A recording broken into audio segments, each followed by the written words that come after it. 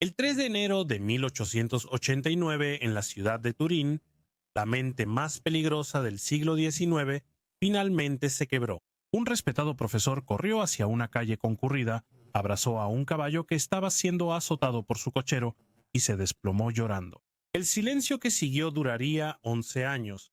Esto no fue un colapso al azar. Friedrich Nietzsche, el hombre que declaró que Dios ha muerto y predijo los horrores del siglo XX con una precisión inquietante. El filósofo cuyas ideas influirían en todos, desde Sigmund Freud hasta los existencialistas y los empresarios tecnológicos modernos, pudo haber visto algo en ese animal sufriente que rompió la última barrera entre el genio y la locura. Él vio las grietas en nuestra realidad antes que nadie. Advirtió que cuando las civilizaciones pierden su fundamento, buscan desesperadamente nuevos absolutos, a menudo con resultados catastróficos. Las matanzas ideológicas del siglo XX, los regímenes totalitarios, la crisis de sentido que aún enfrentamos hoy. Él lo predijo todo. Nacido en 1844 en el pequeño pueblo de Röcken, la vida de Friedrich comenzó bajo la sombra de la cruz. Su padre era un pastor luterano y su hogar un santuario de fe. Pero la tragedia golpea rápidamente en la formación de un escéptico. Cuando Friedrich tenía 5 años, su padre murió de una misteriosa enfermedad cerebral y meses después falleció su hermano menor. La casa de los hombres estaba vacía. Ahora rodeado de mujeres, su madre, su abuela y su hermana, el joven Fritz se volvió hacia su interior. Él no jugaba en las calles, jugaba en su mente. A los 10 años, mientras otros aprendían a pelear, Nietzsche componía música y escribía teatro. Era brillante, pero era frágil. Enviado al prestigioso internado Forta, fue sometido a un régimen brutal y monástico de estudio. Aquí se destacó, pero el costo fue físico. Sufría de migrañas cegadoras. Pasaba días enteros en habitaciones oscuras con un dolor que le arañaba detrás de los ojos, un dolor que se convertiría en el ritmo constante de su vida. Fue en esta oscuridad donde nació el rebelde. Para finales de su adolescencia, el buen chico cristiano estaba muriendo. Empezó a ver los valores de su sociedad no como leyes divinas, sino como cadenas. En 1865, en la Universidad de Bonn, tomó la aterradora decisión de romperlas. Le dijo a su devastada madre que no sería sacerdote, que había terminado con la teología, que estaba buscando una nueva verdad. La encontró en una librería en Leipzig. Se topó con la obra de Arturo Schopenhauer, un filósofo que argumentaba que el mundo estaba impulsado por una voluntad ciega e insaciable. Era una visión del mundo oscura y sin Dios, y Nietzsche se enamoró de ella. Ese fue su primer paso hacia su filosofía, aunque seguía necesitando una figura paterna. Encontró una en 1868 en la figura de Richard Wagner. El famoso compositor era carismático, revolucionario y exactamente lo que Nietzsche anhelaba. Cuando Wagner invitó al joven estudiante a su círculo íntimo, Nietzsche sintió que por fin había encontrado su hogar. Montando esta ola de confianza, Nietzsche logró lo imposible. A los 24 años fue nombrado profesor en la Universidad de Basilea. Tenía prestigio, tenía seguridad y tenía a Wagner a solo un viaje en tren de distancia. Pero Nietzsche no estaba hecho para la comodidad, estaba hecho para la verdad, y la verdad destruye ídolos. Su primer libro, El nacimiento de la tragedia, fue una carta de amor para Wagner, pero el mundo académico lo odiaba. Su reputación se vino abajo. Luego la ilusión de Wagner empezó a desvanecerse. Nietzsche se dio cuenta de que el compositor era un egoísta, envuelto en ese cristianismo moralizante que Nietzsche despreciaba. La ruptura fue lenta, dolorosa e inevitable. Para 1878, con la publicación de Humano, demasiado humano, Nietzsche rompió el lazo. Había matado a su padre sustituto. Para 1879, su cuerpo siguió a su corazón hacia el colapso.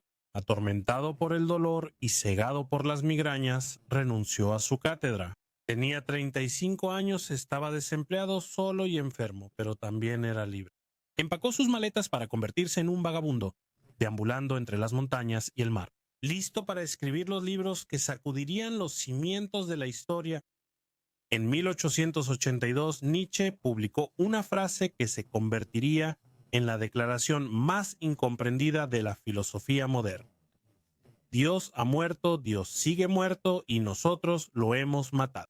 Él no estaba celebrando, pues estaba diagnosticando una catástrofe cultural que llevaría a las masacres ideológicas de los regímenes totalitarios del siglo XX y una crisis de significado tan profunda que millones marcharían voluntariamente hacia la muerte mecanizada en lugar de enfrentar el vacío que quedaba atrás. Para entender lo que Nietzsche quería decir, tienes que comprender que él no estaba hablando de si Dios existe literalmente, estaba hablando de Dios como el principio organizador de la vida europea. Durante más de 1000 años, el cristianismo había proporcionado respuestas a todas las preguntas fundamentales. Luego llegó la Ilustración. La ciencia empezó a explicar los fenómenos naturales sin milagros, y Darwin propuso la evolución. Poco a poco, los europeos educados dejaron de creer genuinamente que la fundación se había resquebrajado. Nietzsche percibió la pretensión. Cuando declaró que Dios estaba muerto, quiso decir que el cristianismo ya no funcionaba como la fuente última de significado. Y aquí viene la parte aterradora. Nietzsche pensaba que esto causaría una catástrofe, ya que la mayoría no soportaba el vacío. Nietzsche predijo que el siglo XX sería el más sangriento de la historia humana, precisamente porque las personas buscarían desesperadamente nuevos absolutos para reemplazar a Dios. Nacionalismo, comunismo, fascismo. Él llamó a esto nihilismo, pero Nietzsche no solo diagnosticó el problema, también propuso una solución. El Übermensch, esto no era un ser superior genéticamente. El Übermensch era la visión de Nietzsche de un ser humano que podía crear sus propios valores en ausencia de Dios, que podía mirar al vacío y no estremecerse. Durante siglos, la gente delegó el significado en la religión. El Übermensch rechaza esto.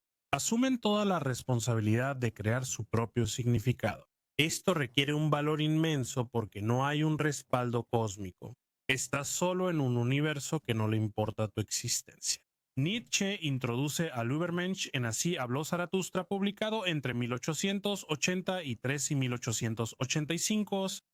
Zaratustra anuncia: les enseño el Übermensch. El hombre es algo que debe ser superado. Para Nietzsche, la humanidad no es el punto final de la evolución. Somos un puente entre los animales y algo superior. Pero el Übermensch no se trata solo del desarrollo personal, sino de una reorientación fundamental de los valores. Nietzsche argumentaba que la moralidad cristiana, lo que él llamaba moralidad de esclavo, había dominado la civilización occidental durante demasiado tiempo. La moralidad de esclavo surgió de los débiles y elevó valores como la humildad, la mansedumbre y la abnegación. Pero Nietzsche creía que eran fundamentalmente contrarios a la vida.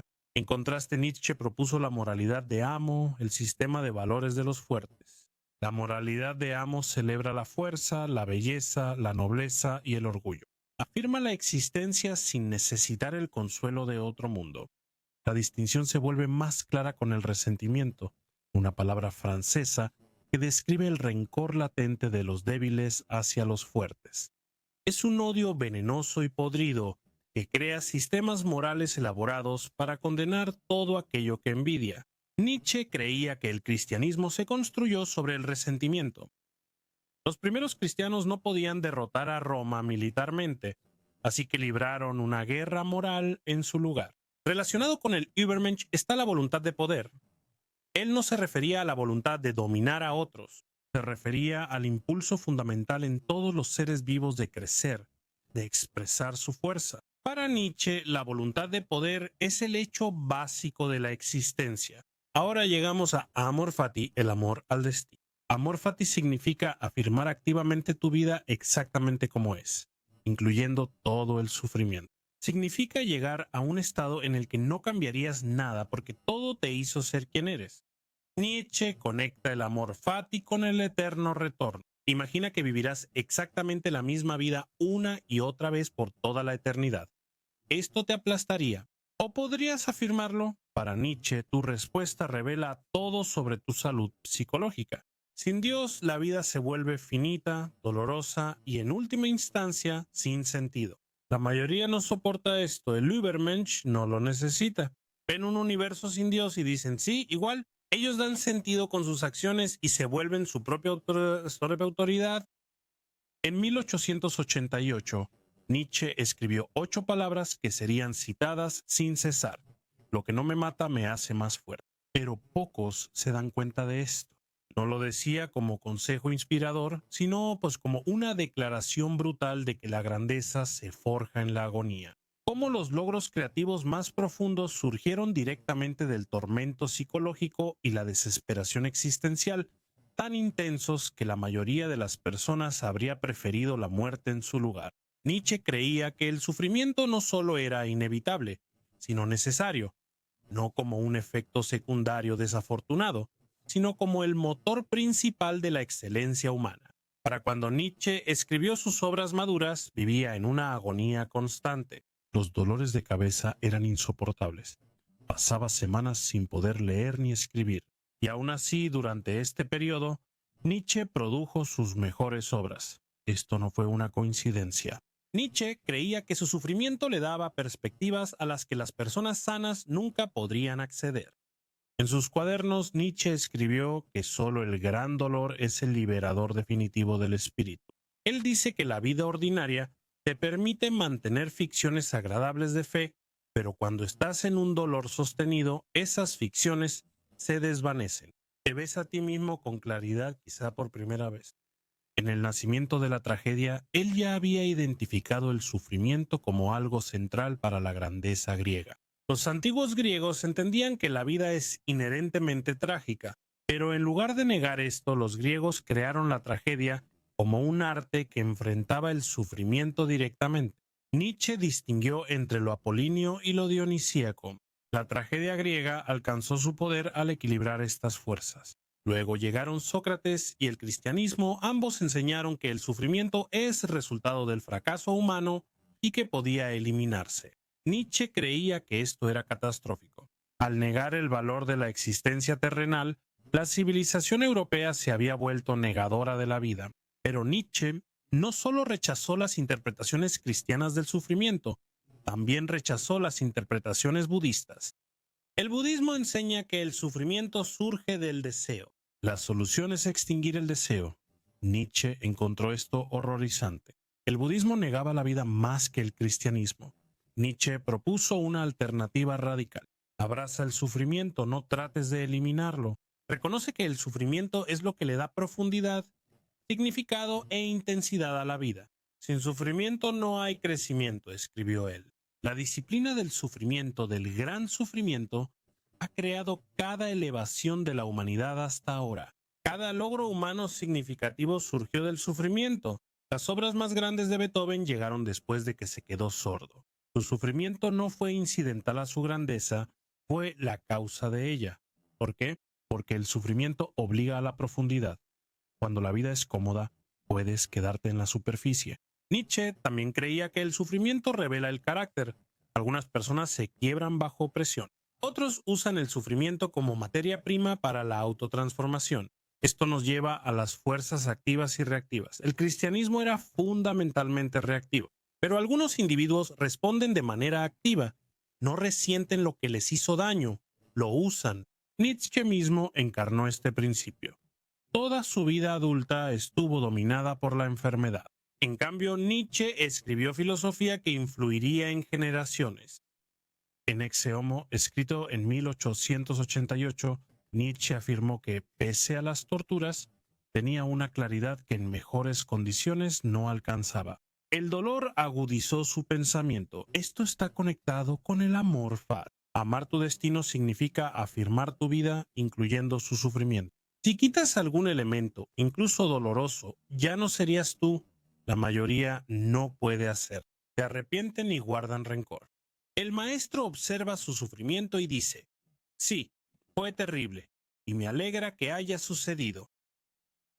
En 1886, Nietzsche escribió que las mujeres aún no eran capaces de amistad y las comparó con gatos y vacas. Un año después, declaró que cuando una mujer tiene inclinaciones académicas, por lo general, hay algo mal con ella sexualmente.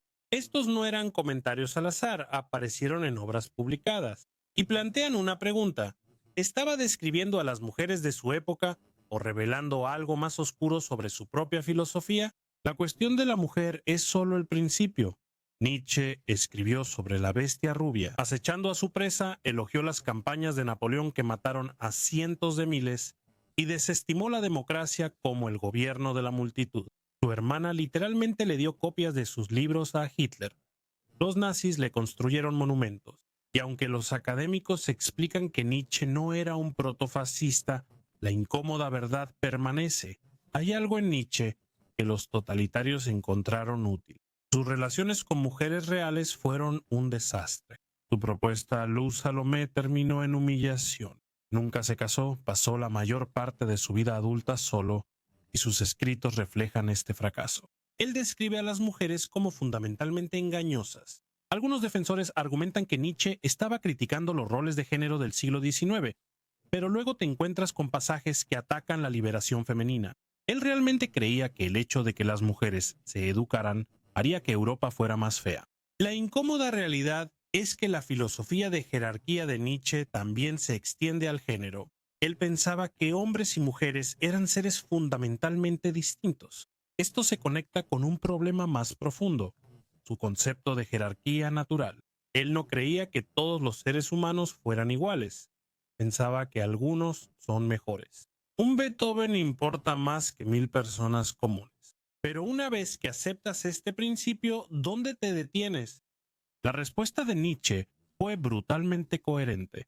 Sí, algunas vidas importan menos. Él escribe: los débiles y los fracasados deben perecer. Primer principio de nuestro amor por el hombre. Él lo dice irónicamente: los débiles deberían perecer. Aquí es donde Nietzsche empieza a sonar como un eugenista. El pasaje de la bestia rubia empeora esto. Nietzsche escribe sobre la magnífica bestia rubia merodeando en busca de botín. Está describiendo a las antiguas aristocracias guerreras que conquistaban mediante la violencia y no sentían culpa, y claramente las admira. Estudiosos de Nietzsche aclaran que Rubia no es racialmente aria. Él despreciaba el nacionalismo alemán, pero aquí está el problema. Incluso si Nietzsche personalmente rechazó las teorías raciales, su filosofía fue fácilmente adaptada para fines racistas. Considera su actitud hacia la guerra. Nietzsche vivió la guerra franco-prusiana, pero aún así continuó escribiendo sobre la guerra en términos que suenan casi celebratorios. Él elogió los valores militares. En Zaratustra, Nietzsche dice: ustedes afirman que la buena causa justifica incluso la guerra. Yo digo, la buena guerra santifica cualquier causa. Cuando él elogia la guerra, no se refiere principalmente al conflicto literal. Estaban hablando del agón, del concurso, de la lucha competitiva. La cultura de la antigua Grecia era agonística. Esta competencia producía grandeza. La cultura moderna se volvía blanda y evitaba señalar ganadores o perdedores. Es una de las críticas más premonitorias de Nietzsche. La cultura contemporánea sí tiene problemas con el mérito, pero aquí es donde los críticos tienen un punto. Su solución es peor que el problema. Quiere restaurar la jerarquía, permitir que los fuertes dominen, pero cada intento histórico ha sido catastrófico. El concepto del eterno retorno revela otra dimensión inquietante. Si tuvieras que vivir tu vida infinitamente repetida, ¿la afirmarías? Pero considera lo que esto significa para las víctimas. Si fueras esclavizado, la filosofía de Nietzsche exige que afirmes ese sufrimiento. Por eso algunos críticos llaman a la filosofía de Nietzsche fundamentalmente cruel. Considera su actitud hacia la compasión.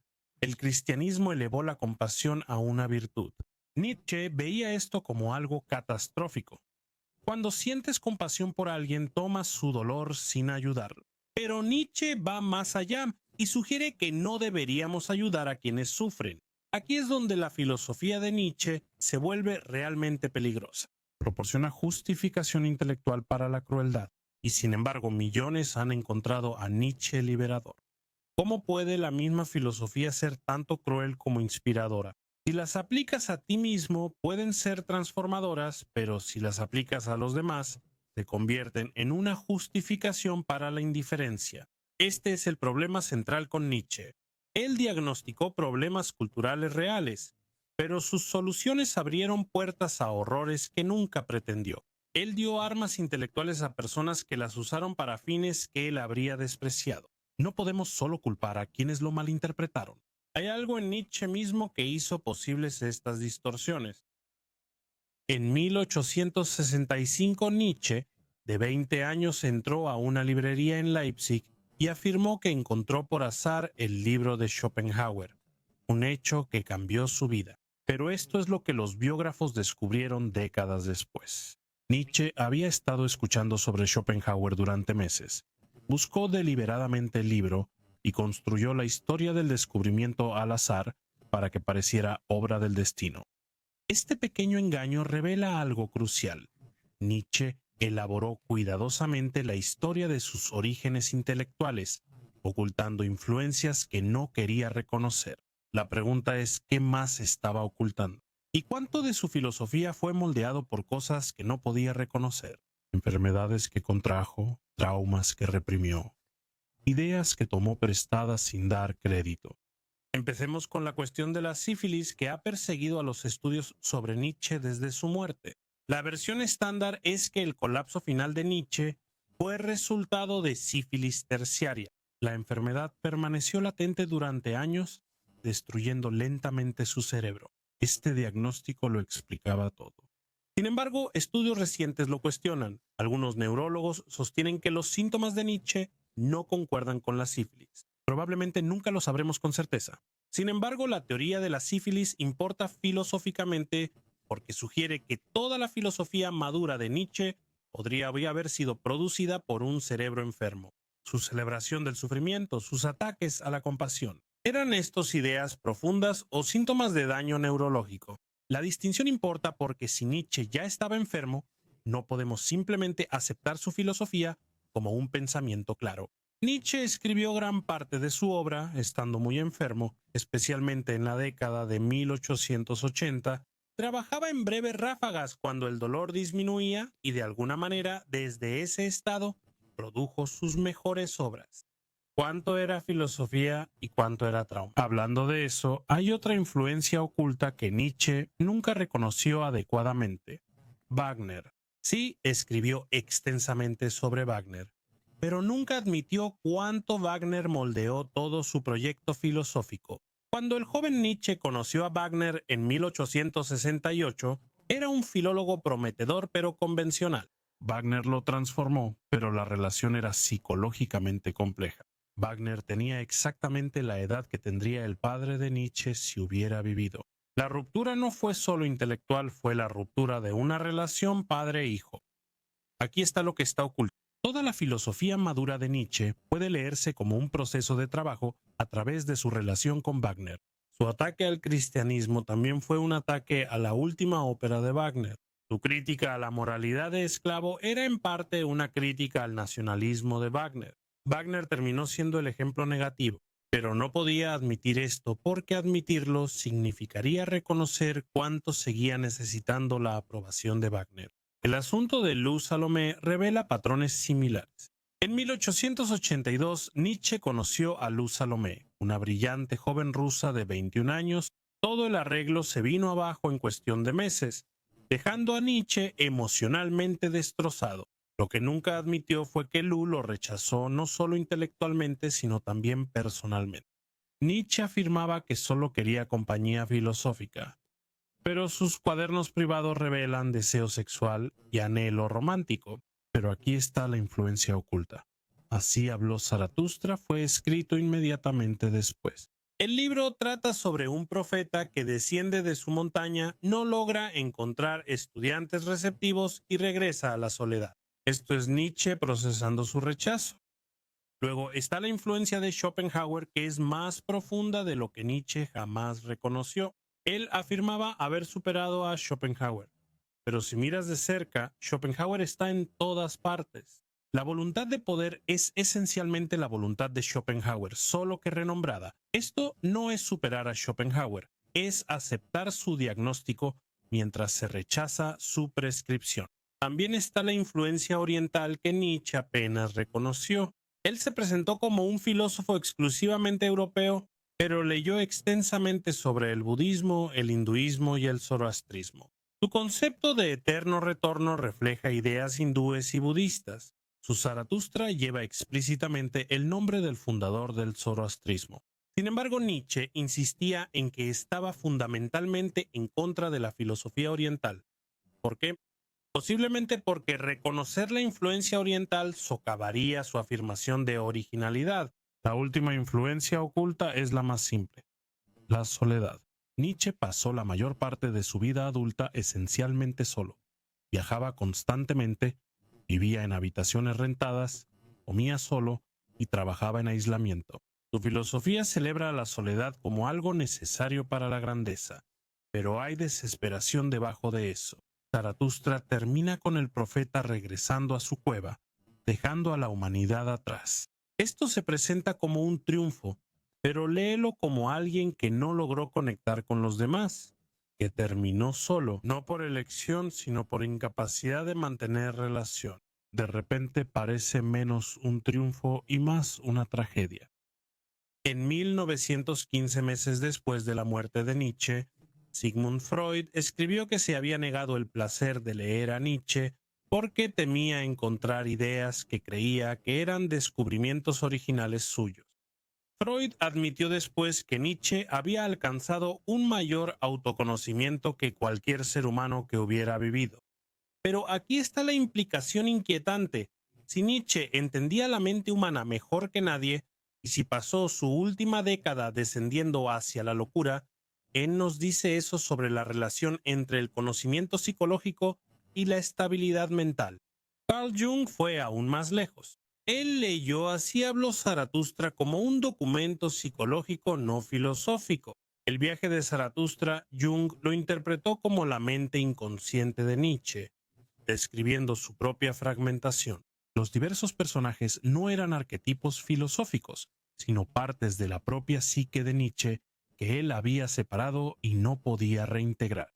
Según Jung, el concepto de Übermensch de Nietzsche representaba una inflación del ego, una identificación con energías arquetípicas que ninguna psique individual puede contener. Cuando te identificas con un arquetipo, cuando empiezas a creer que no eres solo una persona, sino un destino, un profeta, pierdes contacto con tus limitaciones humanas. El ego se expande más allá de su capacidad y eventualmente se quiebra. Esto es lo que Jung pensaba que le pasó a Nietzsche. La evidencia está en las últimas cartas de Nietzsche, escritas a principios de enero de 1889. Las firmó como el Dionisio crucificado y Nietzsche César. Le escribió a Cosima Wagner: Ariadna, te amo. Dionisio escribió: preferiría ser profesor en Basilea que ser Dios, pero no me atreví a llevar mi egoísmo privado tan lejos como para omitir la creación del mundo por su causa. Estas no son las palabras de alguien que juega a juegos filosóficos. Son las palabras de alguien cuyo sentido del yo se ha disuelto. Pero aquí está el enigma psicológico. ¿Fueron estos delirios finales algo discontinuo con el trabajo anterior de Nietzsche o eran el punto final lógico?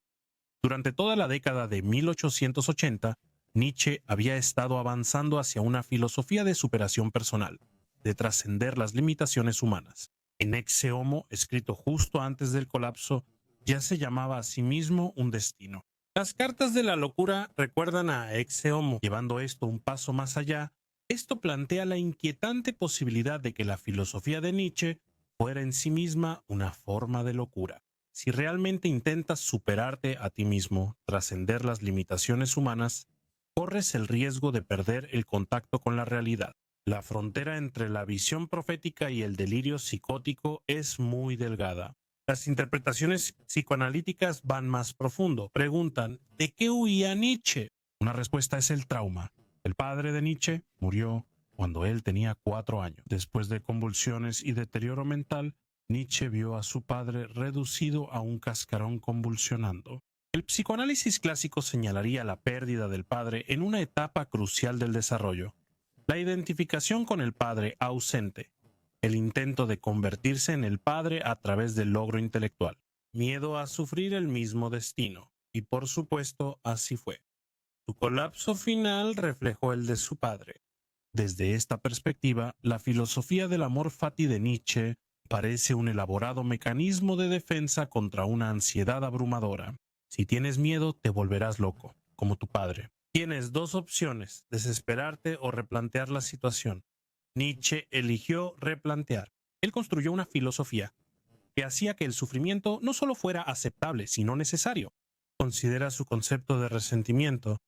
El resentimiento es el rencor que se acumula en los débiles hacia los fuertes. Pero varios críticos le han dado la vuelta a esto. ¿Y si el concepto de Nietzsche está impulsado por el resentimiento? Era enfermizo, fracasó en sus relaciones, nunca logró reconocimiento durante sus años productivos y vio cómo sus libros se vendían mal. Desde este fracaso, Nietzsche creó una filosofía que afirmaba: las personas exitosas no son superiores, son animales de rebaño. La verdadera grandeza requiere aislamiento, sufrimiento y rechazo. Esto es resentimiento clásico. Incapaz de lograr lo que deseas, declaras que lo que deseas en realidad es inferior. Lo mismo aplica para el Übermensch. En un nivel es un ideal filosófico genuino, pero psicológicamente también es claramente una fantasía de compensación. Nietzsche no podía hacer lo que la sociedad valoraba, así que inventó un nuevo estándar donde las cosas que le faltaban se volvieron irrelevantes. Esto es manual, defensa narcisista. Y sin embargo, paradójicamente, esta defensa narcisista pudo haber sido necesaria para que Nietzsche produjera su obra. Sus problemas psicológicos impulsaron sus innovaciones filosóficas. La defensa narcisista también fue la fuente de una visión genuina. La pregunta que cada lector debe responder es: ¿fue Nietzsche un genio que enloqueció por buscar la verdad con demasiada honestidad? ¿O fue un hombre enfermo que construyó una filosofía para racionalizar su enfermedad? ¿Fue su psicología la fuente de su percepción o la distorsión que hace que su percepción sea poco confiable? Esta es la paradoja de Nietzsche. Mientras más enfermo se volvía, más profunda se volvía su filosofía, hasta el momento en que su mente se quebró por completo. Y nos quedamos preguntándonos si esa ruptura final fue el resultado inevitable de haber ido demasiado lejos. En 2017, supremacistas blancos que marchaban en Charlottesville citaron a Nietzsche. Ese mismo año, empresarios de Silicon Valley citaron sus palabras en charlas TED. Jordan Peterson dio conferencias a millones sobre las ideas de Nietzsche, y filósofos de izquierda publicaron libros reclamándolo como un crítico del capitalismo. De alguna manera, el mismo filósofo alemán fallecido estaba inspirando simultáneamente a fascistas, multimillonarios tecnológicos, psicólogos conservadores y radicales de izquierda. Esto no es solo una mala interpretación, esto es la filosofía de Nietzsche funcionando como una prueba de Rorschach. La alt-right no estaba leyendo textos fabricados, estaban leyendo a Nietzsche real. Los ataques a la igualdad, la celebración de la jerarquía, el desprecio por los débiles. Encontraron pasajes que parecían validar su visión del mundo. No estaban completamente equivocados. Ahí está. Silicon Valley presenta una apropiación completamente diferente. A los emprendedores tecnológicos les encanta Nietzsche porque se ven reflejados en su descripción de individuos excepcionales que rompen las reglas. Ellos ven sus palabras como aprobación de jornadas laborales brutales. Muévete rápido y rompe cosas suena a Nietzsche, pero esta interpretación pasa por alto casi todo lo importante. Él no estaba celebrando la innovación tecnológica, estaba hablando de la transformación espiritual. Además, Nietzsche despreciaba la cultura comercial. Él habría visto a los multimillonarios tecnológicos como ejemplos perfectos del último hombre, personas que han inventado la felicidad, que eliminan el sufrimiento y, al hacerlo, eliminan las condiciones para la grandeza genuina. Pero la mala interpretación de Silicon Valley revela algo. El lenguaje de Nietzsche es seductor. Puedes leer su ataque a la moralidad de esclavo como un permiso para ignorar a los críticos. Es filosofía como autoayuda para personas que ya están ganando. Luego está Jordan Peterson, quien interpreta a Nietzsche como alguien fundamentalmente preocupado por el significado y la responsabilidad. Peterson enfatiza la crítica de Nietzsche al nihilismo mientras minimiza su crítica a la moralidad tradicional. Hace que Nietzsche suene casi conservador. Pero la interpretación de Peterson domestica a Nietzsche. El verdadero Nietzsche no intentaba preservar el orden, él intentaba destruir el orden existente. El Nietzsche de Peterson es Nietzsche, pero sin el peligro. Mientras tanto, los filósofos de izquierda han intentado recuperar a Nietzsche. Ellos enfatizan su crítica al poder, su desenmascaramiento de las afirmaciones morales como expresiones de intereses. Pero hay un problema. Él no usaba estos conocimientos para apoyar movimientos igualitarios, los usaba para atacar el igualitarismo. Al mostrar que la moral cristiana expresaba el resentimiento de los esclavos, no apoyaba a los esclavos, sino a los amos. Lo sorprendente es lo seguro que está cada grupo de que ha entendido al verdadero Nietzsche, mientras que todos los demás lo han distorsionado. Todos citan pasajes que apoyan su interpretación. Esto sugiere algo importante. La obra de Nietzsche es realmente ambigua, realmente admite múltiples interpretaciones y realmente contiene contradicciones. Él escribía en aforismos declaraciones provocativas que no explicaba completamente. Usaba la ironía y la hipérbole. Él evitó deliberadamente la filosofía sistemática. Este estilo fue intencional. Nietzsche quería que los lectores lucharan con sus textos. No quería discípulos, quería crear filósofos. Así que, en cierto sentido, todas estas interpretaciones en competencia podrían ser lo que él pretendía. El problema es que algunas interpretaciones llevan a políticas realmente dañinas, y el estilo de Nietzsche hace que sea casi imposible descartar definitivamente las dañinas. La evaluación más honesta probablemente sea que Nietzsche es tanto valioso como peligroso, perspicaz y limitado. Sus ideas psicológicas siguen siendo profundas. Su crítica al autoengaño, su reconocimiento de que la filosofía siempre es personal. Estas son contribuciones permanentes, pero sus soluciones son en su mayoría inutilizables. El Übermensch es un ideal imposible. Su celebración de la jerarquía entra en conflicto con la igualdad humana. Así que nos quedamos con Nietzsche como una provocación permanente. Alguien que obliga a enfrentar preguntas incómodas sin ofrecer respuestas viables. Cada generación lo redescubre, encuentra diferentes preguntas relevantes, y cada generación lucha con el mismo problema. ¿Cómo aprovechar lo valioso de Nietzsche sin permitir lo peligroso? En 1961, el físico Werner Heisenberg escribió que la mecánica cuántica había reivindicado la afirmación de Nietzsche de que no existe una realidad objetiva, solo perspectivas. No fue el único científico en notar esta conexión. A lo largo del siglo XX, varios científicos concluyeron de manera independiente que Nietzsche, de alguna manera, se había anticipado a sus descubrimientos un siglo antes, como si su especulación filosófica hubiera descrito accidentalmente la estructura real de la realidad. Pero ¿cómo pudo un filósofo del siglo XIX que no sabía nada sobre la mecánica cuántica describir de alguna manera ideas que requerirían física avanzada para descubrirse? La explicación racional es que estos científicos estaban proyectando sus propios descubrimientos en los textos de Nietzsche, pero la explicación alternativa es más inquietante. ¿Y si el perspectivismo de Nietzsche no fuera solo una postura filosófica, sino que de alguna manera fuera preciso? ¿Has considerado la doctrina del perspectivismo de Nietzsche? Él argumentaba que no existen hechos, solo interpretaciones, que toda observación se hace desde una perspectiva particular que determina lo que se puede ver. Esto no era solo escepticismo, Nietzsche estaba haciendo una afirmación metafísica. Las perspectivas llegan hasta el fondo.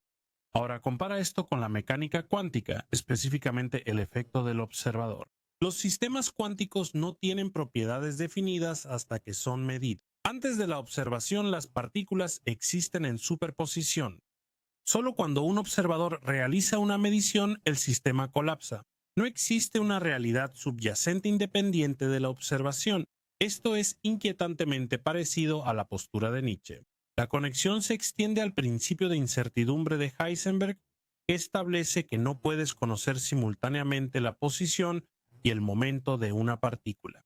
Esto no se trata solo de limitaciones de medición, es algo fundamental para la realidad. El conocimiento tiene límites incorporados, no por la insuficiencia humana, sino por la estructura misma de la realidad. Pero las conexiones van más allá. El concepto de la voluntad de poder de Nietzsche no trata principalmente sobre la psicología humana, es un principio cosmológico. Todo lo que existe expresa la voluntad de poder, el impulso de descargar fuerza.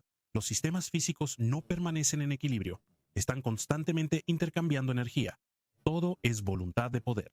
La característica fundamental de la realidad es la fuerza activa que busca expresarse.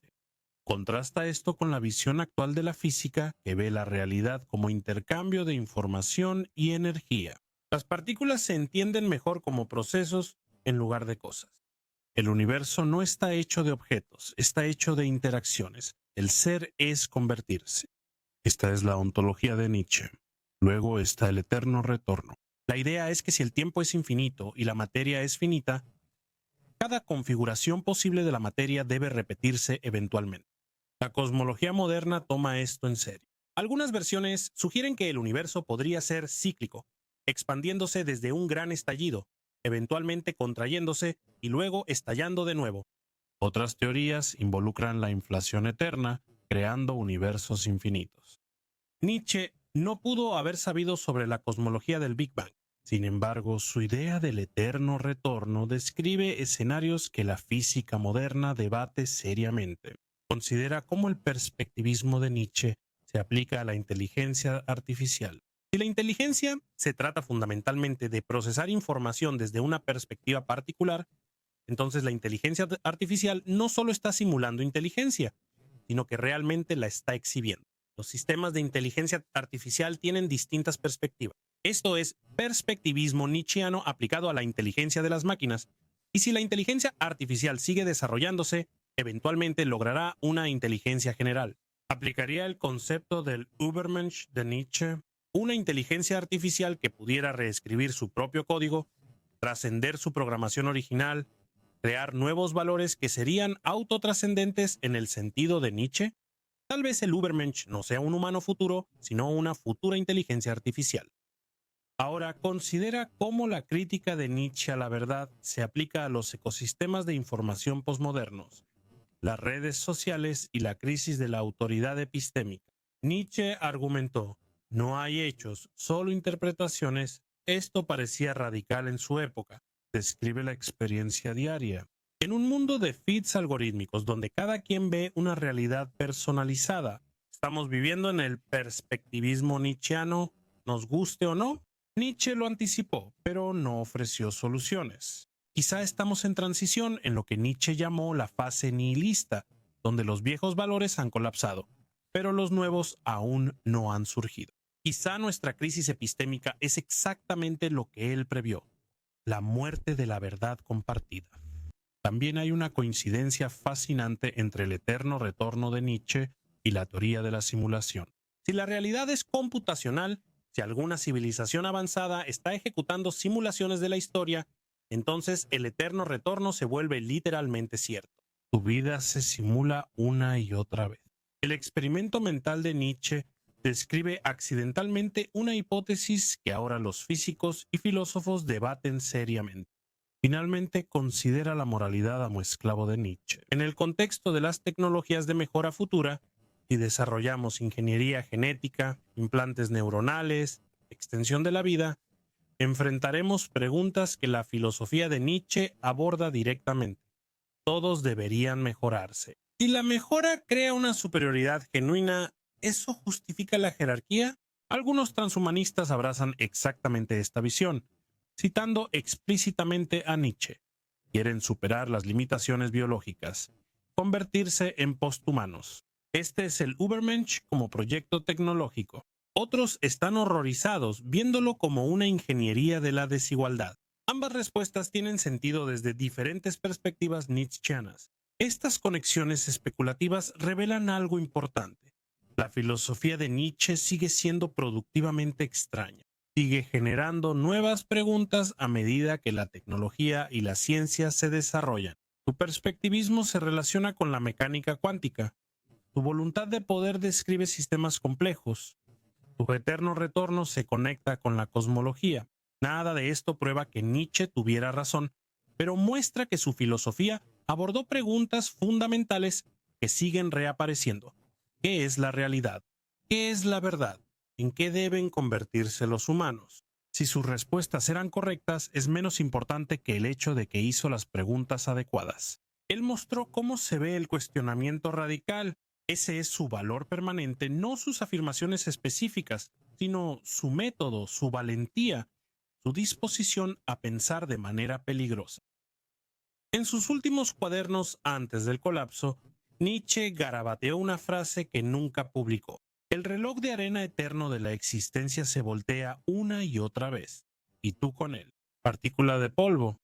No hablaba en sentido metafórico, en pasajes que su hermana consideró demasiado perturbadores para incluir. Nietzsche exploró si el eterno retorno podría ser físicamente real, si el universo funciona en un ciclo cerrado de materia, reorganizándose infinitamente, y si esto significa ya has vivido tu vida un número infinito de veces y la volverás a vivir para siempre, sin escape, sin variación, sin esperanza de romper el ciclo. Este es Nietzsche en su faceta más aterradora, el filósofo que miró al abismo y contó lo que vio. Pero la mayoría de lectores lo suaviza. Convierten el eterno retorno en un experimento psicológico, lo hacen seguro. Pero ¿qué tal si Nietzsche lo decía literalmente? ¿Y si el universo realmente es cíclico y la conciencia está atrapada en un bucle infinito? Comienza con el argumento cosmológico. Nietzsche razonó que el tiempo es infinito y la materia es finita. Si tienes tiempo infinito, pero solo configuraciones posibles finitas, entonces cada configuración debe repetirse. Este momento, este pensamiento, lo has experimentado infinitas veces antes y lo experimentarás infinitas veces más. Nada cambia. La física moderna no ha refutado esto. Algunos modelos cosmológicos incluyen universos cíclicos. Si este ciclo es eterno, entonces la lógica de Nietzsche se mantiene. Tu vida exacta volvería a repetirse. Quizá no en el próximo ciclo, pero eventualmente, dado un tiempo infinito, los átomos se acomodarían exactamente como están ahora. Pero aquí está lo que hace que esto sea realmente oscuro. Si el eterno retorno es real, no tienes libre albedrío. Cada decisión que tomas la has tomado infinitas veces antes. La sensación de elegir es una ilusión. Eres una grabación en un bucle infinito. Y aquí está la implicación realmente aterradora. Si estás sufriendo ahora, ya has experimentado ese sufrimiento infinitas veces y lo experimentarás infinitas veces más. No hay escape ni redención, solo una repetición eterna de cada momento, incluyendo los peores. Todo el sufrimiento que existe ha existido siempre y existirá por siempre. Por eso Amor Fati adquiere un significado tan oscuro. Si el eterno retorno es real, la única respuesta psicológicamente soportable es afirmarlo completamente. Debes amar tu sufrimiento porque es eterno. La alternativa es la desesperación eterna. Amor Fati no es un consejo inspirador, es una necesidad existencial.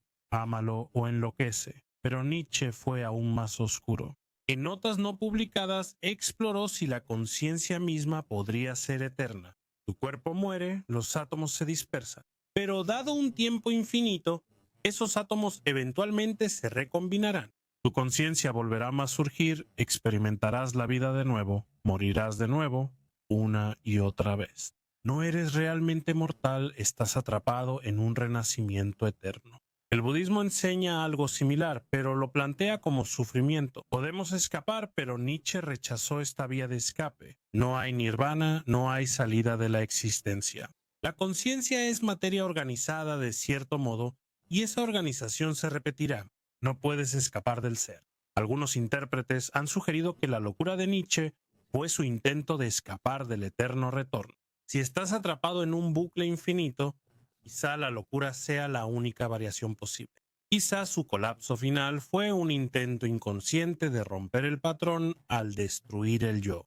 Excepto que no escapas, porque el bucle volverá a ocurrir y la conciencia surgirá de nuevo.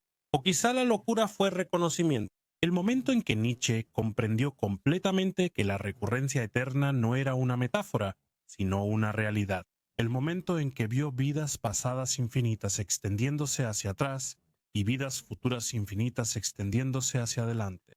Ese reconocimiento podría destrozar cualquier mente. ¿Cómo mantienes la cordura cuando te das cuenta de que estás atrapado en la existencia para siempre? Hay otra interpretación oscura que dice que la filosofía de Nietzsche es fundamentalmente antinatalista. Si el eterno retorno es real, si la conciencia está atrapada en un bucle infinito, entonces cada nacimiento es un crimen infinito. No le estás dando a alguien una sola vida, lo estás condenando a vidas infinitas, a sufrimiento infinito. Nietzsche nunca lo dijo explícitamente, pero su lógica apunta a otra parte. Si aceptas el eterno retorno, ¿cómo puedes justificar la reproducción? El acto más misericordioso sería la extinción. Pero aquí está la trampa.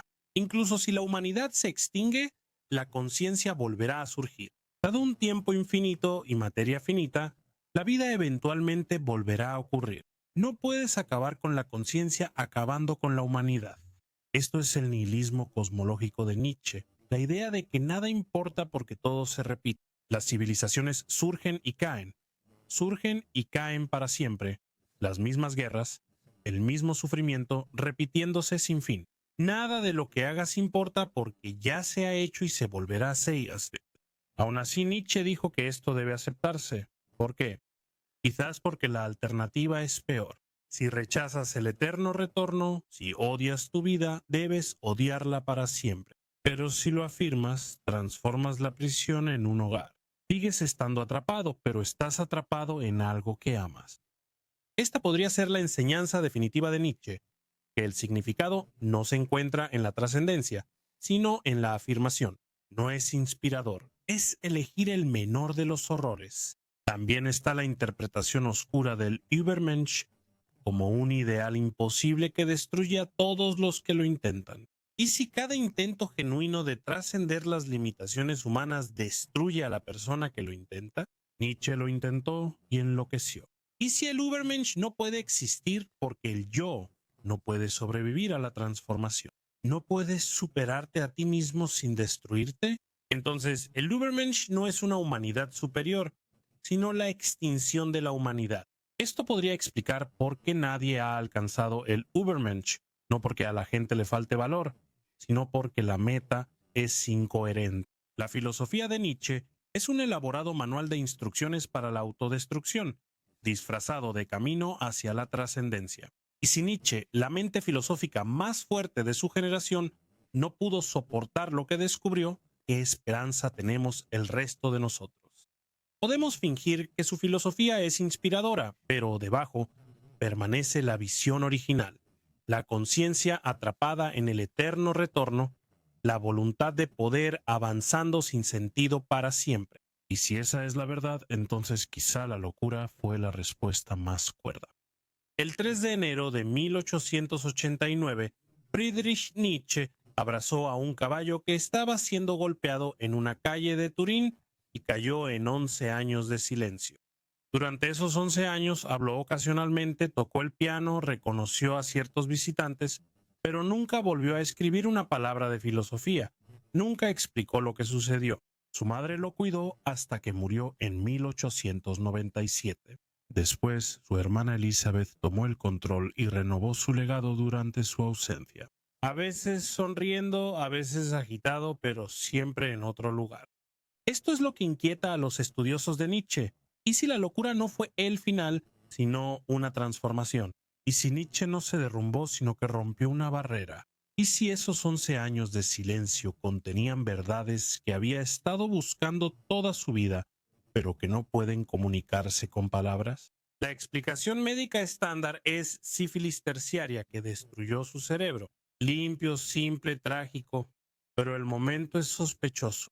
Nietzsche había estado enfermo toda su vida adulta, pero seguía siendo productivo intelectualmente. Entonces, de repente, en el apogeo de su creatividad, colapsa por completo de inmediato. De brillante filósofo a loco incoherente en un solo instante. El incidente del caballo es nuestra pista clave. Supuestamente Nietzsche vio cómo azotaban a un caballo, corrió hacia él, lo abrazó por el cuello y se desplomó, llorando. Luego pasó los siguientes días escribiendo cartas extrañas antes de caer en una incoherencia permanente. Pero piensa en lo que Nietzsche había estado escribiendo. En Ecce Homo escribió: «Yo conozco mi destino. Algún día mi nombre estará asociado con el recuerdo de algo tremendo, una crisis sin igual en la Tierra». No estaba prediciendo su influencia filosófica siglos después. Estaba describiendo algo inmediato. El incidente del caballo pudo haber sido el detonante, el momento en que la realidad externa y la visión interna chocaron tan violentamente que su psique no pudo mantener la coherencia. Había pasado décadas pensando en el sufrimiento, en la crueldad, y luego vio el sufrimiento encarnado. No solo observó el sufrimiento, se convirtió en él. El límite entre él y el caballo se disolvió, y en esa disolución, quizá, su estructura del ego se rompió permanentemente. ¿Pero fue esto una ruptura o un avance? Místicos de todas las tradiciones describen la muerte del ego como la meta de la práctica espiritual. Disuelves los límites entre el yo y el mundo, experimentas unidad con la existencia. Se describe como iluminación, pero también se describe como algo aterrador, y las personas que lo experimentan a menudo no pueden funcionar normalmente después. ¿Y si Nietzsche alcanzó la iluminación? ¿Y si realmente tuvo éxito? ¿Superó el yo por completo y ya no le quedó ningún yo? Ya no podía escribir filosofía, simplemente existía más allá del lenguaje, más allá del pensamiento. Esto explicaría por qué a veces parecía feliz durante sus años de locura. Los visitantes informaron que sonreía, tarareaba y se veía contento. Si había alcanzado la muerte del ego, si se había disuelto en el ser puro, entonces el sufrimiento ya no lo afectaría. Pero también explicaría por qué no podía comunicarlo. Las experiencias de iluminación son notoriamente inefables. Nietzsche pasó su carrera intentando expresar ideas que excedían la capacidad del lenguaje. Tal vez finalmente tuvo una idea tan profunda que destruyó por completo su capacidad de usar el lenguaje. Considera sus cartas finales. Las firmó como Dionisio y el crucificado, como si fuera ambos a la vez. Le escribió a Cosima Wagner: Ariadna, te amo. La ambigüedad es el punto. En la disolución del ego, no eres esto ni aquello. Eres todo y nada. Nietzsche había escrito sobre la intoxicación dionisíaca, sobre volverse uno con la unidad primordial. Quizá finalmente lo logró. Su carta a Franz Overbeck es aún más extraña. Preferiría ser un profesor de Basilea que Dios, pero no me atreví a llevar mi egoísmo privado tan lejos como para omitir la creación del mundo por su causa. Está afirmando ser Dios, haber creado la locura del mundo. Claramente, excepto en ciertos estados de conciencia, sí experimentas que tú creas el mundo, como si el universo tomara conciencia de sí mismo. Si Nietzsche experimentó esto, si tuvo un momento en el que se reconoció a sí mismo como la base de todo ser, eso explicaría la grandiosidad. Hay otra posibilidad más oscura, que Nietzsche vio algo que no se suponía que debía ver. Había pasado décadas desmantelando cada ilusión reconfortante, y cuando destruyó toda protección, lo que vio lo destrozó. Sus cuadernos de 1888 contienen pasajes demasiado perturbadores para sus obras terminadas.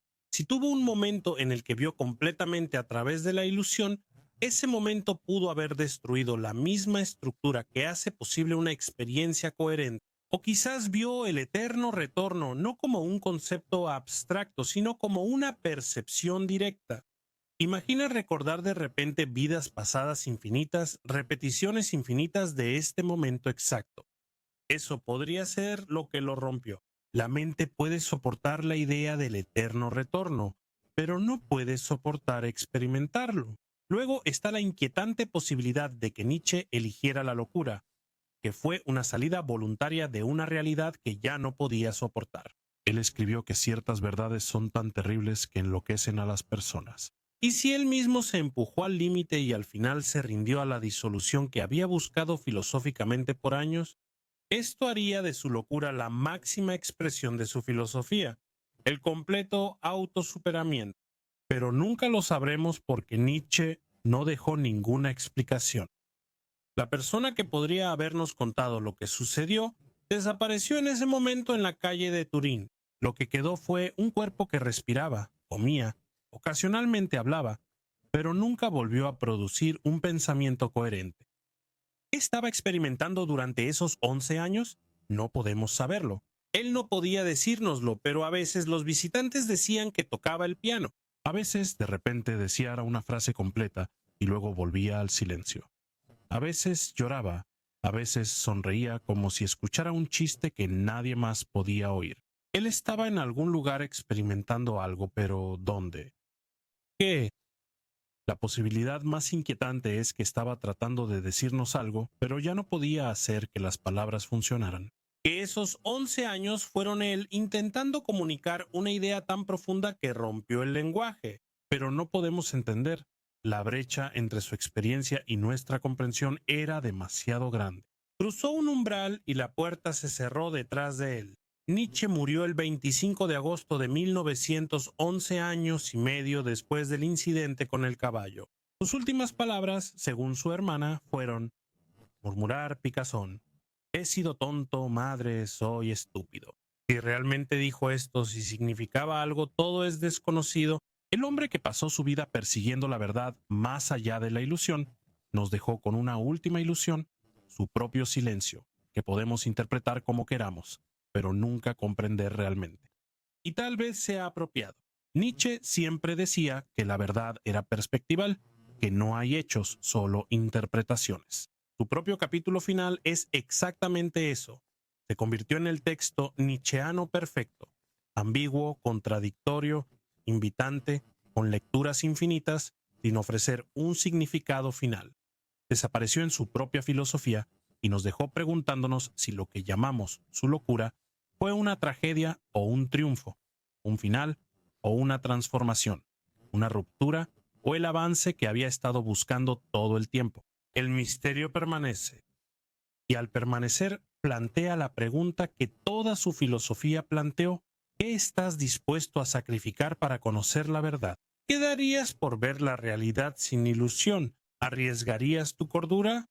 Nietzsche respondió que sí y pagó el precio. Si encontró lo que buscaba, si valió la pena el precio, no lo podemos decir. Solo podemos mirar esos 11 años de silencio y preguntarnos qué secretos contienen. Y quizá preguntarse sea suficiente.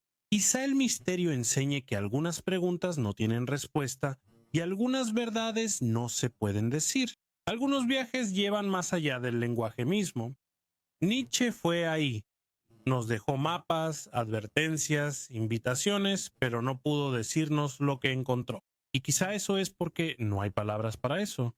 Quizá nunca las hubo. En 1882, Nietzsche escribió en su cuaderno: me temo que no nos estamos deshaciendo de Dios porque todavía creemos en la gramática. Es una de sus declaraciones más extrañas y la mayoría la pasa por alto sin entenderla. Esta frase encierra una de las ideas más profundas de Nietzsche, que la estructura del lenguaje en sí misma nos atrapa en ciertas formas de pensar, que la gramática que usamos nos obliga a ver el mundo en términos de sujetos y objetos, causas y efectos, cosas que actúan y cosas sobre las que se actúa. Y mientras sigamos pensando en estos términos, mientras estemos prisioneros de la estructura de nuestras oraciones, no podemos escapar de suposiciones metafísicas que ya no tienen sentido. Mantenemos a Dios vivo cada vez que hablamos. Creo porque esa estructura de oración asume un yo, que es quien piensa, un sujeto detrás de la acción, exactamente el tipo de entidad metafísica que muere con Dios. Por eso Nietzsche se fue frustrando cada vez más con la filosofía tradicional. La filosofía usa el lenguaje para buscar la verdad. Pero ¿qué pasa si el propio lenguaje hace que ciertas verdades sean imposibles de expresar? ¿Y si el medio de la filosofía, el argumento racional en oraciones gramaticales, te obliga a hacer suposiciones? Estás tratando de escapar. No puedes usar las herramientas del amo para desmantelar la casa del amo. No puedes usar la gramática de sujeto y predicado para escapar de la metafísica de los sujetos y los predicados. Considera cómo hablamos sobre pensar. Decimos yo pienso, o se me ocurre un pensamiento, o tuve una idea. Cada una de estas formulaciones asume un yo que está separado de sus pensamientos, un pensador que tiene ideas, así como puedes tener posesiones, pero si es al revés. ¿Y si pensar no es algo que haces, sino algo que sucede? ¿Y si el tú es solo una ficción conveniente? Creamos después del hecho para organizar el caos de los procesos mentales. Nietzsche cada vez creía más que esto era cierto, pero no podía expresarlo claramente, porque en el lenguaje lo obliga a escribir, yo creo, lo que de inmediato restablece el mismo yo que está tratando de cuestionar. Esta es una de las razones por las que la escritura de Nietzsche se volvió cada vez más fragmentada, cada vez más aforística. El ensayo filosófico tradicional, con sus argumentos lineales y progresión lógica, asume que la verdad se puede alcanzar a través del discurso racional. Pero ¿qué pasaría si las verdades que Nietzsche buscaba no pudieran alcanzarse de esa manera? ¿Y si requirieran un modo de expresión completamente diferente? En Así habló Zaratustra, Nietzsche abandona casi por completo el argumento filosófico. En su lugar, escribe algo parecido a la poesía, a las escrituras, a la mitología. Zaratustra habla en parábolas y metáforas. Él no argumenta a favor del eterno retorno, lo presenta como una visión, el susurro de un demonio, algo que debe experimentarse en lugar de demostrarse. Él no define al Übermensch, lo evoca a través de imágenes, de historias, mediante el propio personaje de Zaratustra. ¿Por qué este cambio? Porque Nietzsche se dio cuenta de que sus ideas más profundas no podían comunicarse a través de la prosa filosófica tradicional. No puedes convencer a alguien para que entienda el eterno retorno. No puedes demostrar que deban afirmar la vida a pesar de su sufrimiento. Estas no son posturas a las que llegas mediante la lógica.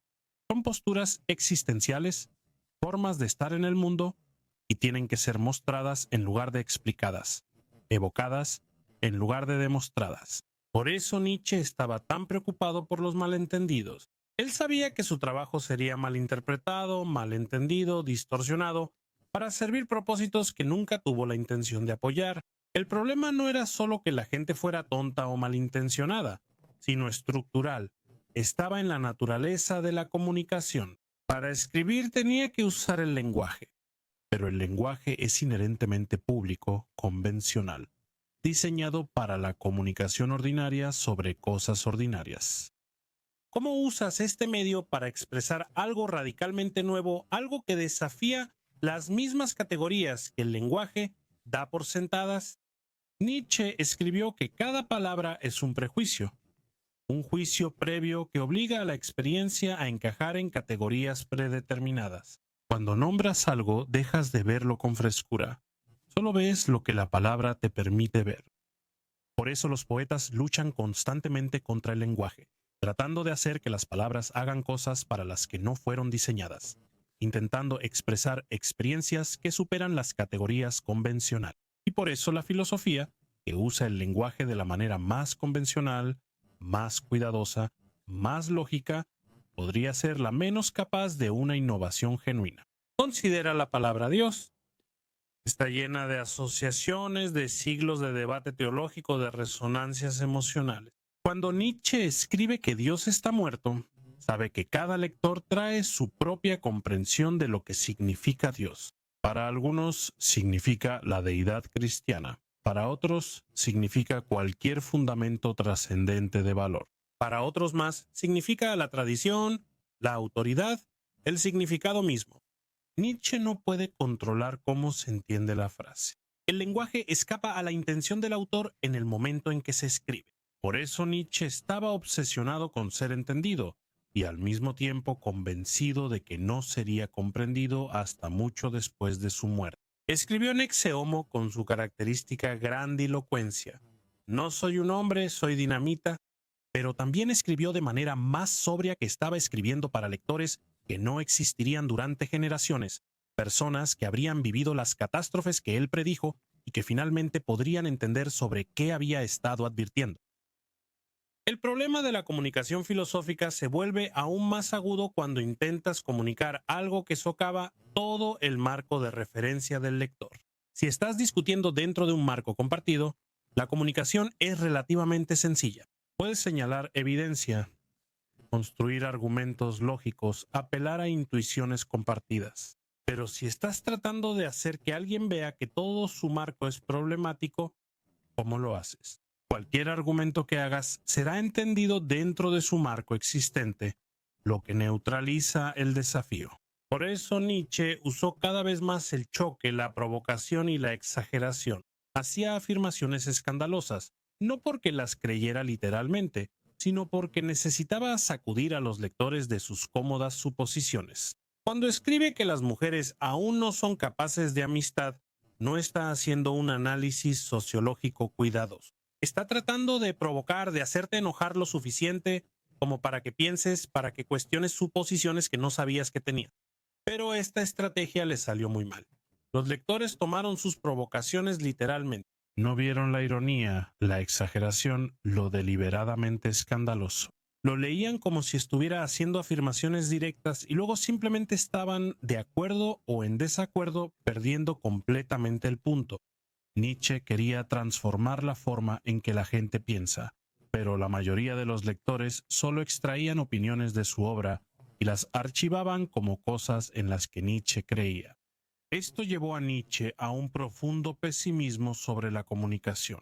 Él escribió que la comprensión requiere experiencias similares. No puedes explicar el color a alguien que nació ciego. No puedes explicar la música a alguien que es sordo. Y no puedes explicar las ideas de Nietzsche a alguien que no ha sufrido, que no se ha cuestionado profundamente, que no ha vivido radicalmente la muerte de Dios en su propia vida. La comunicación requiere un terreno común, pero Nietzsche intentaba comunicarse desde más allá del terreno en el que la mayoría de la gente se encuentra. Esto está relacionado con su concepto de escritura exotérica y esotérica, que tomó prestado de la filosofía antigua. La escritura exotérica es para el público, para los lectores comunes, para las personas que buscan respuestas claras y verdades simples. La escritura esotérica es para unos pocos, para aquellos que tienen oídos para escuchar, para quienes son capaces de entender significados más profundos. Los grandes filósofos, creía Nietzsche, siempre escribían en ambos niveles al mismo tiempo. La superficie es accesible para todos, pero debajo de la superficie hay una enseñanza más profunda, disponible solo para quienes pueden leer. Entre líneas, Nietzsche afirmaba que él mismo escribía de esta manera. El significado obvio de sus textos, los aforismos impactantes y las afirmaciones provocativas, ese es el nivel exotérico. Para los lectores atentos, capaces de notar patrones, ironías y matices en su obra, hay una enseñanza más profunda. El problema es que la mayoría de los lectores nunca pasan de la superficie. Se escandalizan por su ataque al cristianismo y nunca entienden lo que realmente está diciendo sobre los valores. Se horrorizan por su crítica a la compasión y nunca comprenden su preocupación por la salud psicológica. Esto crea una situación trágica. Nietzsche necesita lectores que puedan entenderlo, pero entenderlo requiere capacidades que son extremadamente raras. Necesitas ser capaz de tolerar una incertidumbre radical, necesitas ser capaz de pensar en contra de tus propias suposiciones más profundas. Necesitas ser capaz de sostener múltiples ideas contradictorias simultáneamente sin apresurarte a resolverlas. Pocas personas pueden hacer esto. La mayoría de las personas necesitan certeza, consistencia, respuestas claras. Y para esas personas, la obra de Nietzsche es peligrosa porque extraerán mensajes simples de textos complejos y actuarán con la certeza que él intentaba cuestionar. Nietzsche también luchó con la dimensión temporal de la comunicación. Él escribía en la década de 1880, pero intentaba abordar problemas que no se manifestarían completamente hasta décadas después. ¿Cómo abordas la muerte de Dios cuando la mayoría aún cree en él? ¿Cómo adviertes sobre el nihilismo cuando la cultura todavía es confiada y optimista? ¿Cómo describes la crisis de sentido cuando el sentido parece estar asegurado? Esencialmente estás hablando desde el futuro hacia el presente, y el presente no puede entender porque no ha vivido lo que estás describiendo. Por eso Nietzsche se llamaba a sí mismo intempestivo. Por eso sus libros se titularon Meditaciones intempestivas. Él estaba fuera de sintonía con su propio tiempo, escribiendo para un futuro que él podía ver, pero que otros no podían. Y esto le causó una profunda soledad.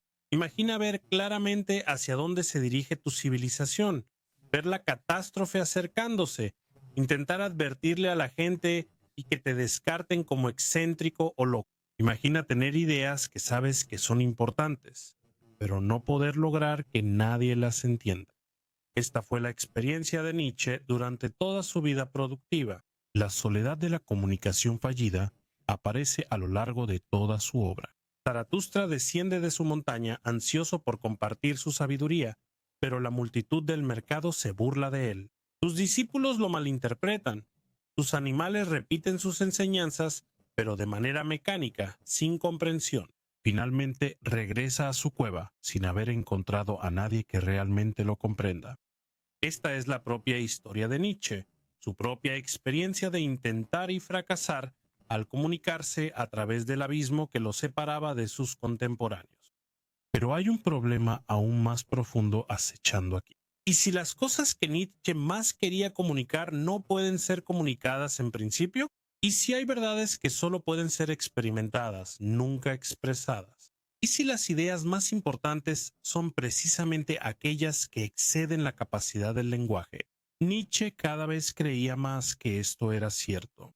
La experiencia del eterno retorno, el momento en que realmente comprendes que esta vida se repite infinitamente. Esto no se puede describir. Puedes decir las palabras eterno retorno, pero las palabras no transmiten la experiencia. De manera similar, Amor Fati no es una doctrina que aceptas intelectualmente, es un estado que alcanzas existencialmente. No puedes ser convencido con argumentos para llegar a eso. Tienes que llegar a eso viviéndolo a través del sufrimiento, la lucha y la transformación. Por eso Nietzsche valoraba tanto la música, especialmente en sus primeros trabajos.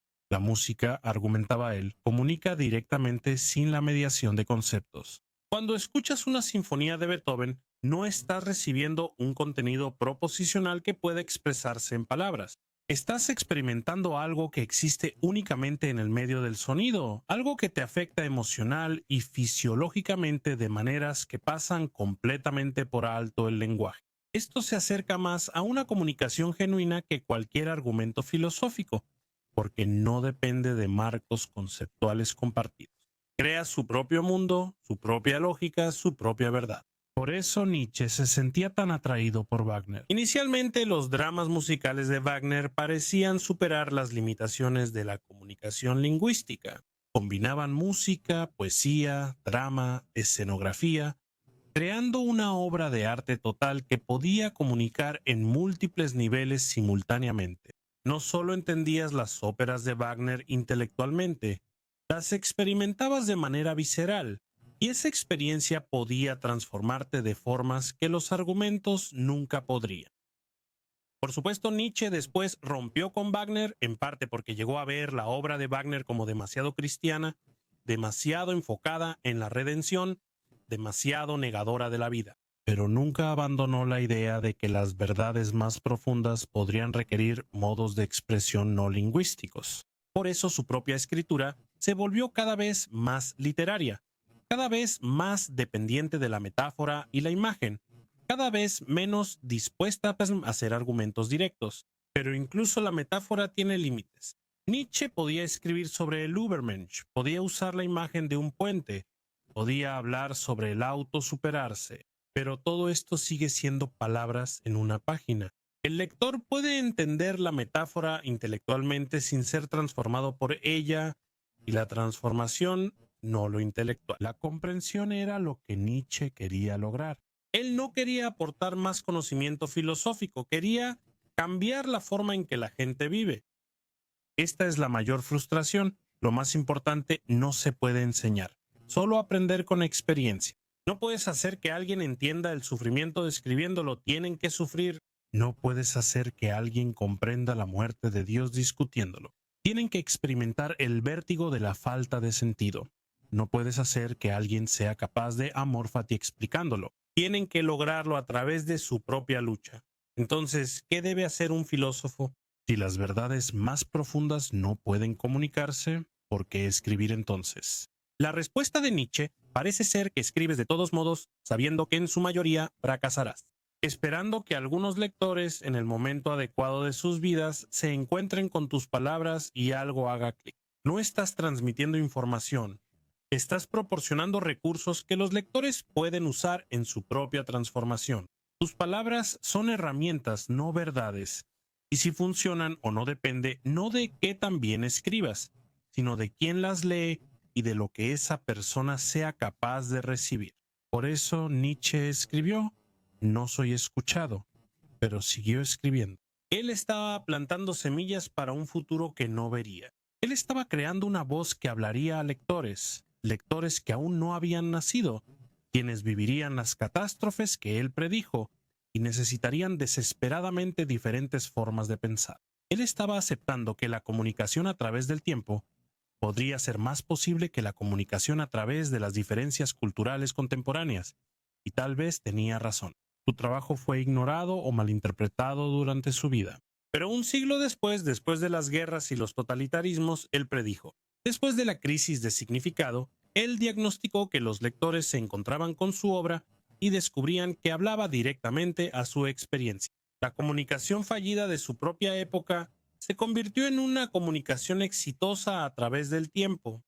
La soledad que experimentó fue el precio de ser escuchado por el futuro.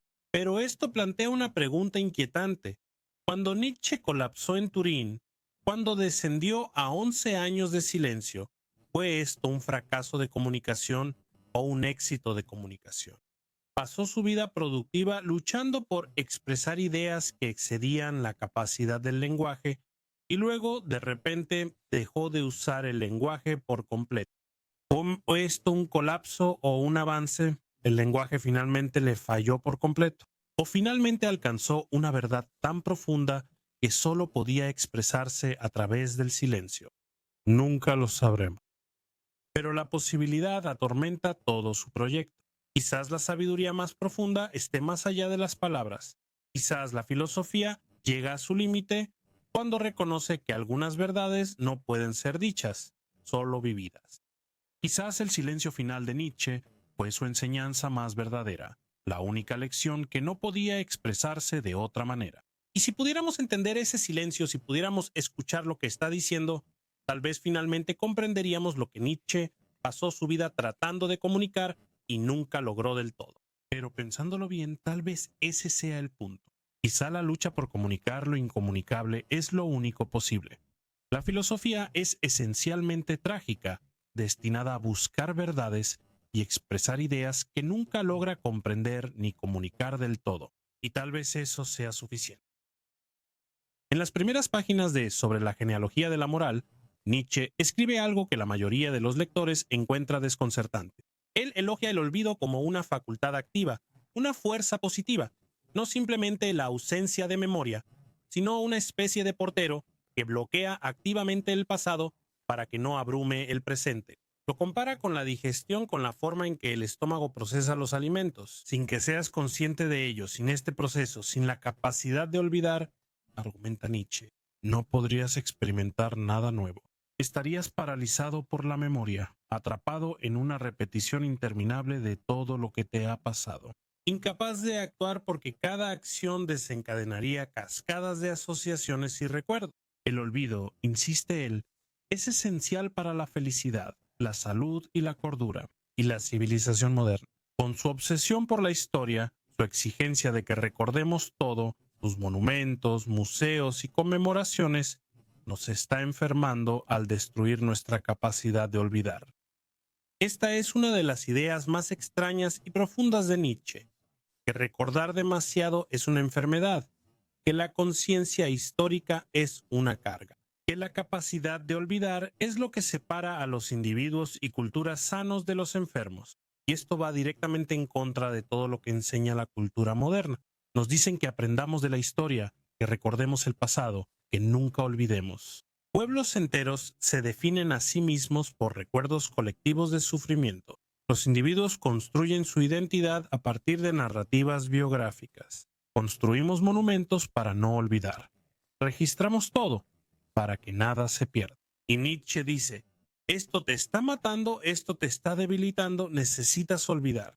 Para entender por qué, tienes que comprender el concepto de sentido histórico de Nietzsche, que desarrolla de manera más completa en su ensayo sobre los usos y desventajas de la historia para la vida. El sentido histórico es la capacidad de ver todo en un contexto histórico, de entender cómo el presente surgió del pasado, reconocer que todos los valores, instituciones y creencias tienen historias, que nada es eterno o necesario. Esto suena valioso y en moderación lo es. Entender la historia previene el dogmatismo, te abre al cambio, te ayuda a ver que las cosas podrían ser diferentes de lo que son. Pero Nietzsche argumenta que los europeos modernos tienen demasiado sentido histórico, saben demasiada historia, son demasiado conscientes de cómo todo es contingente, de cómo todos los valores son construidos, de cómo nada es permanente, y este conocimiento los paraliza. Si eres constantemente consciente de que tus valores son solo accidentes históricos, ¿por qué comprometerte con ellos? Si sabes que todo lo que crees eventualmente será refutado, ¿por qué creer firmemente en algo? Si ves tu propia cultura como solo una entre muchas, todas igualmente relativas, ¿por qué luchar por ella? Este es el riesgo de tener mucha historia. Esto crea lo que Nietzsche llama cultura irónica, donde la gente no puede tomarse nada en serio porque es demasiado consciente de su relatividad. Ellos coleccionan ideas como los turistas coleccionan souvenirs, probando esta filosofía, intentando con aquel sistema de valores, sin comprometerse nunca con nada. Porque el compromiso requiere cierta ceguera, cierto olvido de las alternativas, cierta falta de autoconciencia, que la conciencia histórica destruye. Nietzsche contrasta esto con lo que él llama lo no histórico y lo suprahistórico. Lo no histórico es la condición del animal, viviendo puramente en el presente, experimentando cada momento sin el peso del pasado o del futuro. Una vaca pasta en el campo y para la vaca solo existe este momento, este pasto, esta sensación. No recuerda el pastar de ayer, no anticipa el de mañana, simplemente está completamente presente, totalmente absorta. Y Nietzsche sugiere, de manera provocativa, que la felicidad humana requiere algo de ese olvido animal, esa capacidad de vivir en el presente sin la carga de la memoria acumulada. Pero los humanos no podemos ser puramente ahistóricos. Somos seres conscientes, recordamos, anticipamos, construimos narrativas. Así que Nietzsche ofrece una segunda alternativa, la suprahistórica. Esta es la perspectiva que ve toda la historia como esencialmente igual, que reconoce los patrones eternos bajo el cambio histórico, que logra una especie de desapego del flujo de los acontecimientos. El arte y la religión, en su mejor expresión, proporcionan esta perspectiva suprahistórica. Te sacan del flujo del tiempo y te dan acceso a algo eterno, algo que trasciende la contingencia histórica. Pero la mayoría de las personas modernas no logran ni lo no histórico ni lo suprahistórico. Están atrapados en lo histórico, conscientes del cambio, pero incapaces de trascenderlo, recordando todo, pero incapaces de olvidar, sabiendo demasiado como para actuar con decisión. Y esto crea lo que Nietzsche llama la enfermedad de la historia, una condición en la que el conocimiento del pasado impide la acción en el presente. Considera cómo se manifiesta esto en la vida personal. Alguien que recuerda cada herida, cada desprecio, cada decepción. Puede perdonar, pueden empezar de nuevo. Pueden experimentar nuevas relaciones sin que los fantasmas de las antiguas los persigan. No, están presos por la memoria. Cada nueva persona que conocen es comparada con relaciones pasadas. Cada acción potencial es evaluada en comparación con fracasos pasados. No pueden estar presentes porque el pasado siempre está con ellos. O considera a alguien que constantemente está examinando sus propias motivaciones, siempre consciente de cómo sus creencias actuales surgieron de experiencias de la infancia. Siempre sospechan de sus propios deseos porque saben que esos deseos están condicionados por su historia. ¿Puede una persona así actuar con decisión? ¿Pueden comprometerse con algo o están paralizados por la autoconciencia, por saber demasiado sobre sí mismos? Nietzsche sostiene que la acción requiere cierto olvido, una capacidad para bloquear pensamientos y recuerdos que distraen y simplemente actuar. Los grandes individuos a lo largo de la historia no fueron aquellos que pensaron más cuidadosamente si sus acciones estaban justificadas. Fueron aquellos que podían olvidar objeciones, olvidar alternativas, olvidar dudas y simplemente actuar con total compromiso. Esto no implica ser tonto o imprudente. Significa tener la fuerza para tomar decisiones y actuar en consecuencia sin quedar paralizado por la conciencia de todas las razones. Podrías estar equivocado. Nietzsche contrasta esto con lo que él llama lo no histórico y lo suprahistórico. Lo no histórico es la condición del animal, viviendo puramente en el presente, experimentando cada momento sin el peso del pasado o del futuro. Una vaca pasta en el campo y para la vaca solo existe este momento, este pasto, esta sensación. no recuerda el pasar de ayer, no anticipa el de mañana, simplemente está completamente presente, totalmente absorta. Y Nietzsche sugiere, de manera provocativa, que la felicidad humana requiere algo de ese olvido animal, esa capacidad de vivir en el presente sin la carga de la memoria acumulada. Pero los humanos no podemos ser puramente ahistóricos. Somos seres conscientes, recordamos, anticipamos, construimos narrativas. Así que Nietzsche ofrece una segunda alternativa, la suprahistórica.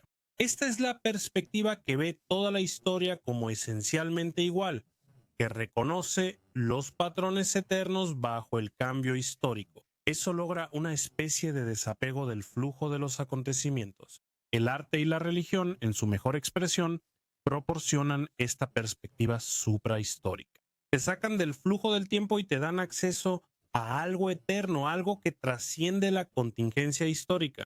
Pero la mayoría de las personas modernas no logran ni lo no histórico ni lo suprahistórico. Están atrapados en la historia, conscientes del cambio, pero incapaces de trascenderlo, recordando todo, pero incapaces de olvidar, sabiendo demasiado como para actuar con decisión. Y esto crea lo que Nietzsche llama la enfermedad de la historia, una condición en la que el conocimiento del pasado impide la acción en el presente. Considera cómo se manifiesta esto en la vida personal. Alguien que recuerda cada herida, cada desprecio, cada decepción. ¿Puede perdonar? ¿Pueden empezar de nuevo? ¿Pueden experimentar nuevas relaciones sin que los fantasmas de las antiguas los persigan? No, están presos por la memoria. Comparan a cada persona nueva con relaciones anteriores. Cada acción potencial es evaluada en comparación con fracasos pasados. No pueden estar presentes porque el pasado siempre está con ellos. O considera a alguien que constantemente examina sus propias motivaciones, siempre consciente de cómo sus creencias actuales surgieron de experiencias de la infancia. Siempre sospechan de sus propios deseos porque saben que esos deseos están condicionados históricamente. ¿Puede una persona así actuar con decisión?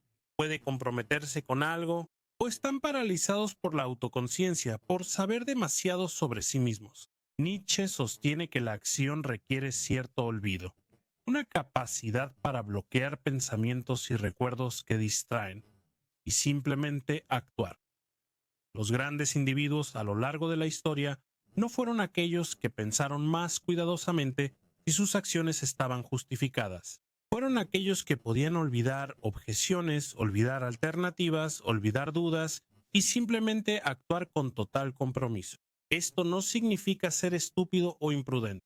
Significa tener la fortaleza para tomar decisiones y actuar en consecuencia sin quedar paralizado por la conciencia de todas las razones por las que podrías estar equivocado. Esto se conecta con el concepto de resentimiento de Nietzsche, del que ya hemos hablado antes, pero que tiene una dimensión temporal específica.